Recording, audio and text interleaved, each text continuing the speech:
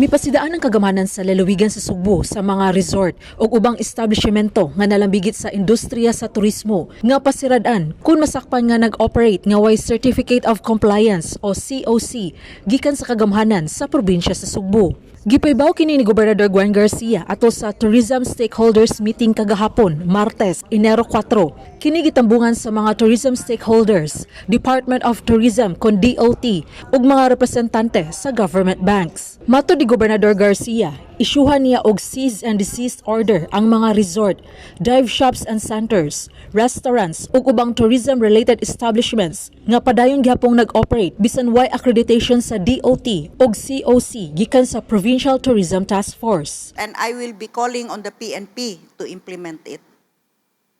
So that's prior warning to those that continue to ignore our requirements.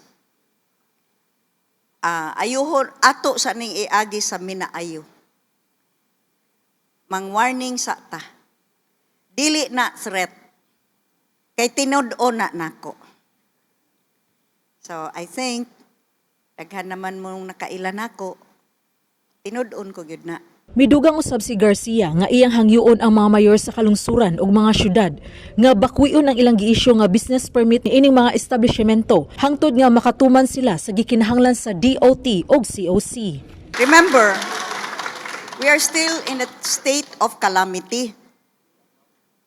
And that gives me emergency powers, including the power to issue a cease and desist order. And I will do that sa mga non-complying nga mga resorts. Nahibaw-an sa gobernador ato sa iyang pagbisita sa lungsod sa Katmon nga adunay tourism establishments sama sa resorts nga naisyuhan og permit sa LGU apan way COC gikan sa probinsya ug way accreditation sa DOT. Iyang gitahasan ang Provincial Tourism Office nga hatagan siya og inventory sa mga establishmento nga YCOC og DOT accreditation. Human niya pakigtagbuan ang mga mayor sa Enero 5. Gipahinumduman sa gobernador ang maong mga establishmento nga anaa pa ang hulga sa COVID-19, labi na ang Omicron variant, diin anaa pa ubos sa General Community Quarantine ang probinsya sa Sugbo. Kibaw mo, stricto kaayo atong Executive Order 20 and 20-A. Including my insistence nga duna gyud mo'y air purifier sa kada kwarto. Ug ipa-inspeksyon na nakog balik. Apil na sad nga dunay air purifier ang nag-serve ninyo, mga servers. Ako na pa-inspeksyon ug balik. Because these are also including katong atong ultraviolet germicidal lamp, ang pag-sterilize sa mga diving gears and everything else, that still stays.